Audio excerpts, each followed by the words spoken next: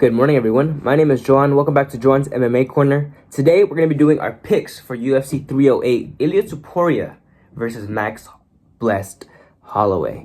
Now, we're going to go to that fight in a bit. We're going to go through a couple of fights before, just so we can warm up, I'm not going to waste much of your time. I just want to get into it because the last two predictions are a little bit harder to make. All right, I pulled up the card. I have it right here. Farid Basharat, I'm a huge fan. I'm going to go Farid Basharat on that one. I don't really know much about Victor Hugo, but I'll go study him in a little bit. Kennedy's very, very good, but I'm a huge Chris Barnett fan. I love the way he moves. It reminds me of this one Tekken character. I'll put him in there, but he moves like crazy too, so I don't know. Bigger guy. I love the way he moves. I'm going Chris Barnett, but Kennedy's a big threat to him, so we'll see how that one goes. Jeff Neal versus Rafael Dos Anjos. Rafael Dos Anjos has been looking a little bit slower recently. I like Jeff Neal's style. He just got beat by Ian Gary again, it was when, I don't know what UFC it was, but it was Ilia Topuria versus Alexander Volkanovski. Jeff Neal looked like he was still being a threat to Ian Gary, but he needed to push him a little bit more. Ian Gary was just running around the octagon the entire time, and Jeff Neal just kept following along instead of cutting corners, cutting him off. In the striking department, I think Jeff Neal is very, very good. Rafael Dos Anjos, again, has been looking a little bit slower in his past performances. If it goes down to grappling, I think he can be held down. Gamrot did it pretty easily. Jeff Neal, I think I'm going to go for Jeff Neal on this one. Just because Rafael Dos Anjos, again, he's been slowing down a little bit. I think Jeff Neal has a little bit more in him compared to Rafael Dos Anjos. And my safe bet would go Jeff Neal. Armen Petrosyan versus Sharapputin Magomedov. I don't really care too much about this fight. I don't really like Magomedov. I don't know. I've seen him in other occasions, and I just don't like him. I feel like they're talking a big game. He's good, but he's not as good as everyone's saying he is. He's just Russian. His eyes are off, and that's what makes him more, I guess, fan favorite. People put his eyes on him. He's 14-0. I mean, the resume is good. Armen Petrosyan, I think he's slower. I think they're just gonna feed him to Magomedov. Armen Petrosyan, he was looking slower. He's from the Dana White's Contender Series. I didn't like his performances. He struggles a lot. I know he wins, but I don't know. I don't like it. I think if I were to go from what I like more, I will go with Magomedov's performance a lot more compared to Petrosyan. Now we're going into a fight that I like. Here we go. Now I can get some energy in here. Dan Ige versus Lerone Murphy. Lerone Murphy, he's good. Don't get me wrong, he's good. But I have seen him struggle a lot.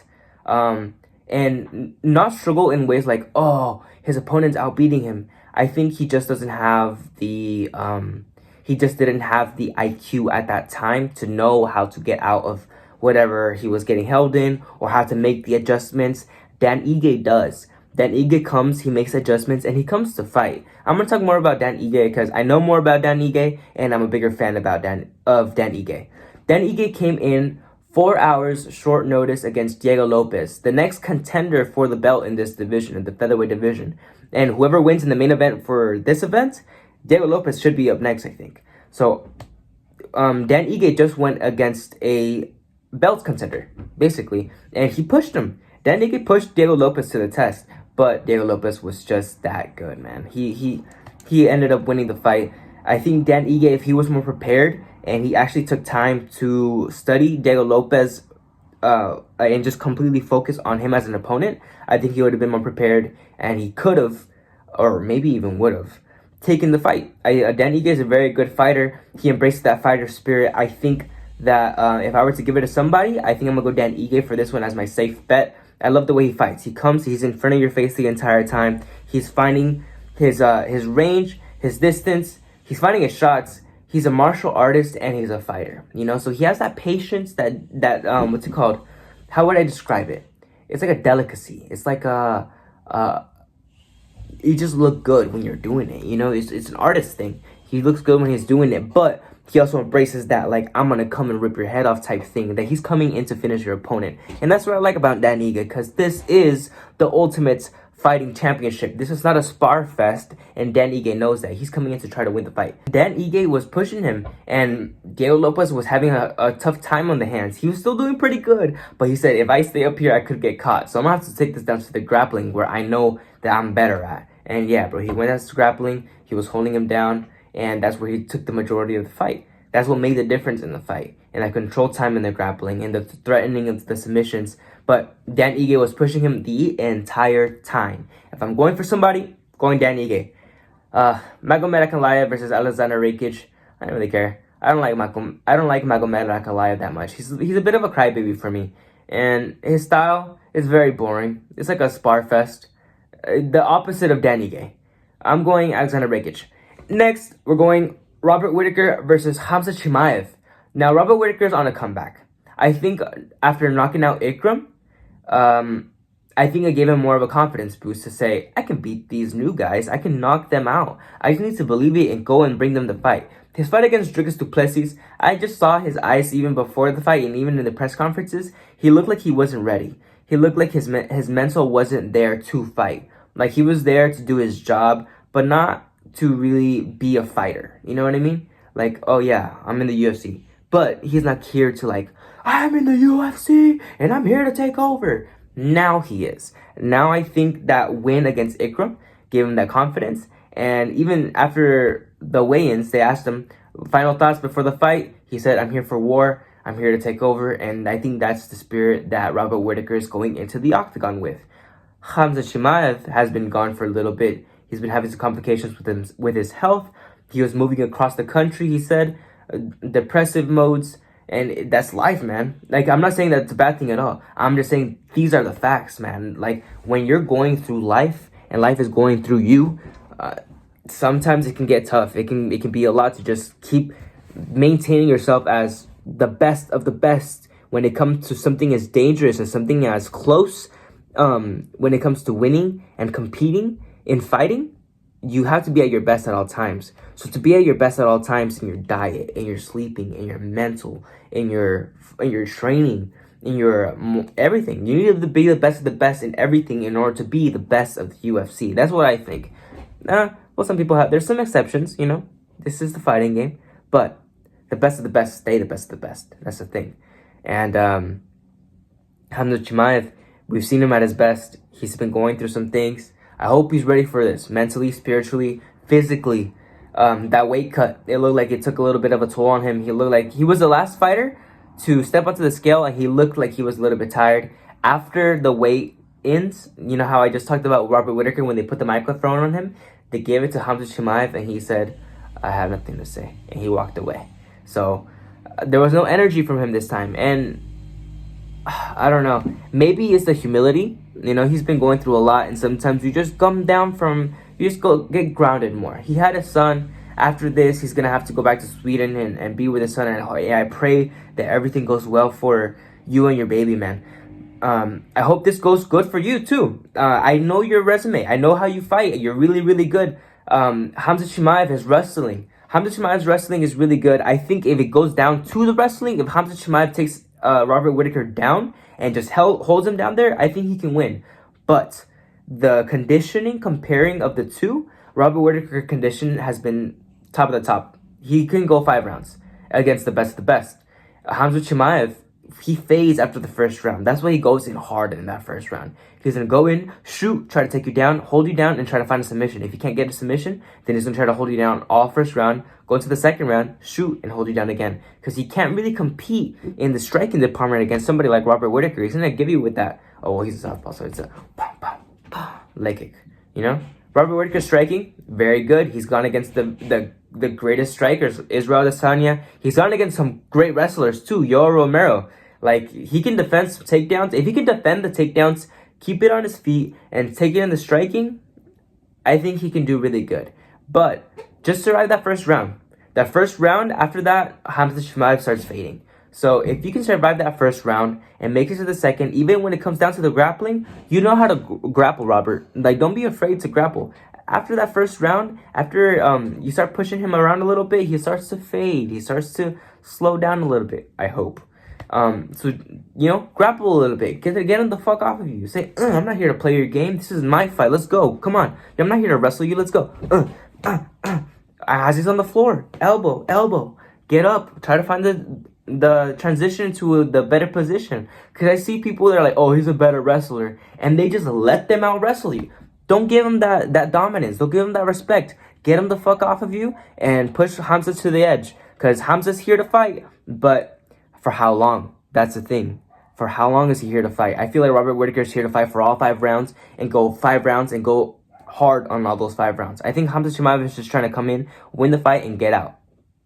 And that's not a mentality to have when it comes to fighting in the UFC. So, if I were to pick somebody, I think I would go for Robert Whittaker. But Hamza Chimaev's wrestling is really good. If he can keep wrestling, if he has the conditioning to wrestle, if he can find the submission, then he can win. I'm not saying Hamza Chimaev is completely out, but if I'm comparing the two right now, I'm going Robert Whittaker just from what I'm seeing and observing and what I'm feeling. So I'm going Robert Whittaker.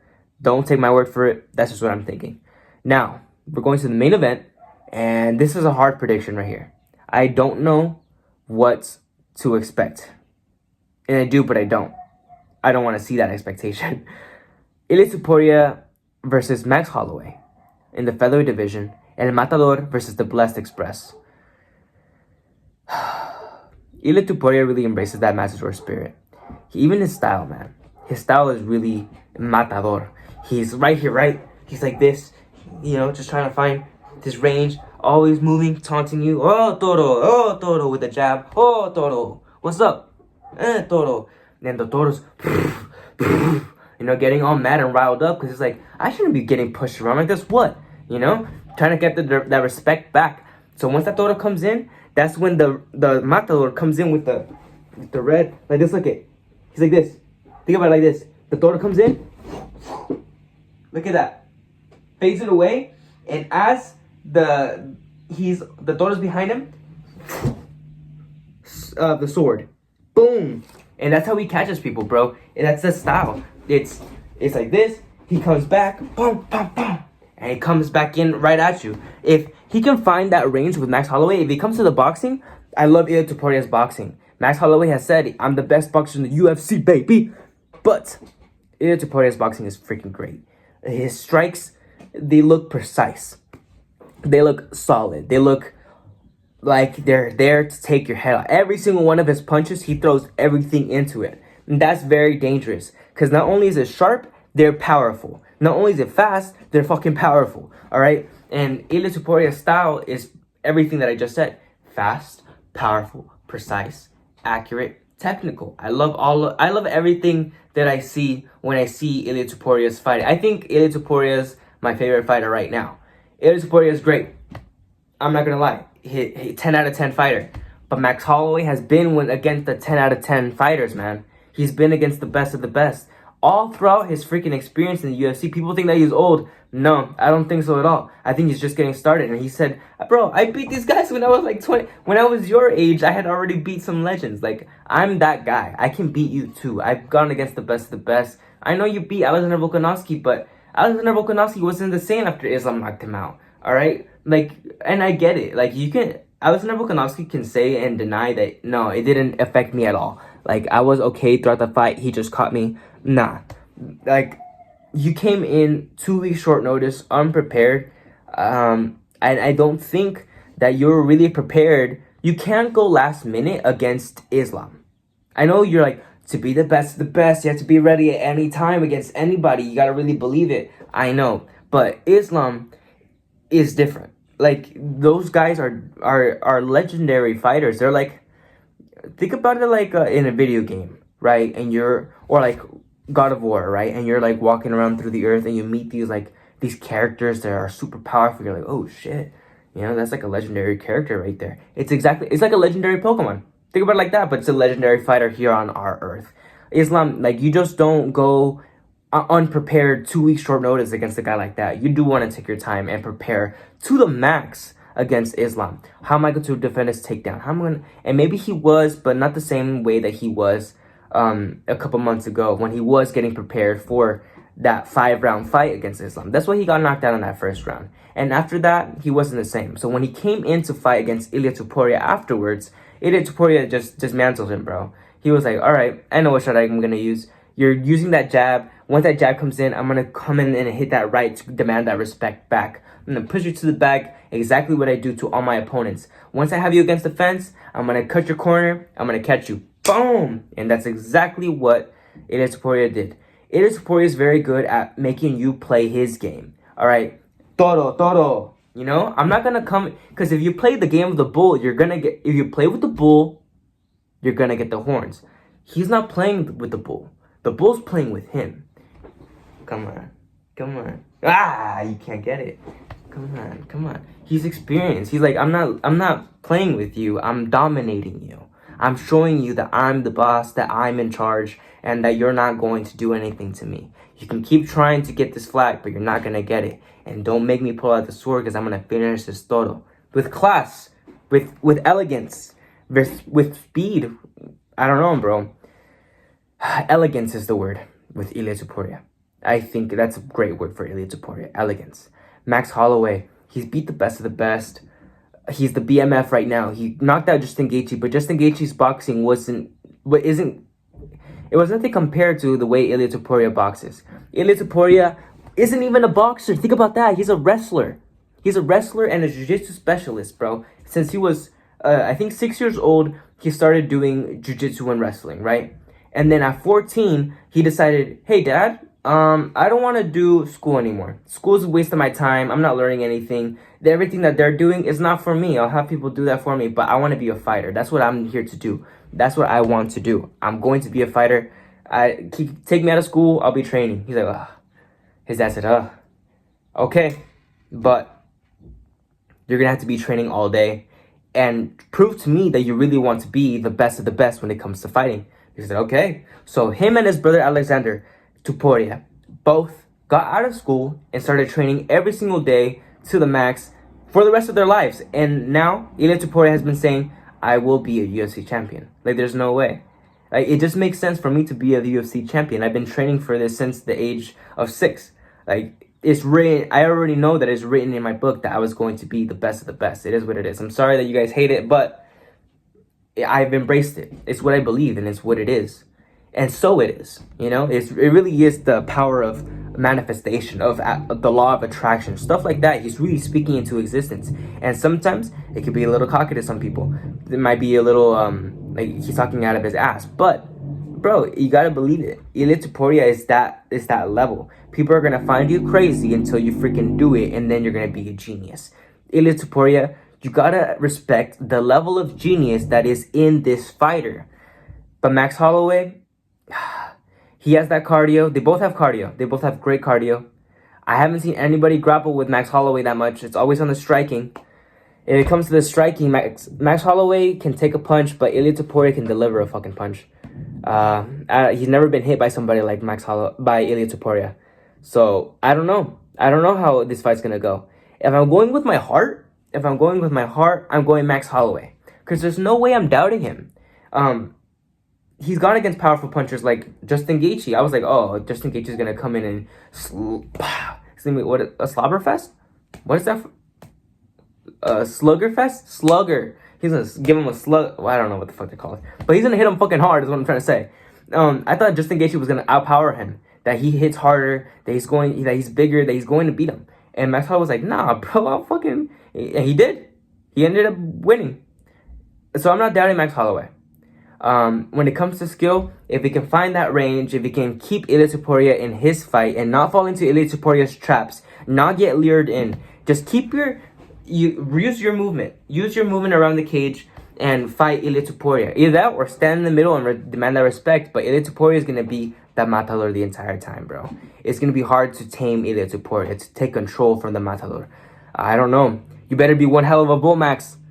Blast Express, hit him like a fucking train. Come at him like a fucking train, bro. That's what I'm thinking. That's the only way you're going to beat Ilia Topuria. And I'm not talking about like coming at him just directly. I'm talking come at him the way you are going to fight your fight. And I think Max Holloway knows this. Because it's like, there's no way I'm going to go in and fight him straight on. Like 10 seconds in the first fight, in the first round. The first 10 seconds, there's no way. Because I'm going to go and be stupid and get hit. And I know how hard this fucker can hit. There's no way I'm going to do that. That'd be stupid for me to go and play his game plan. Like, he's luring me in right there with his words. I'm not going to fall for it. So, that's very smart. I hope you don't fall for those 10 seconds in the middle. I hope you keep your movement. And if you want to do that point down in the last 10 seconds, bro, much respect. I'm looking forward to it.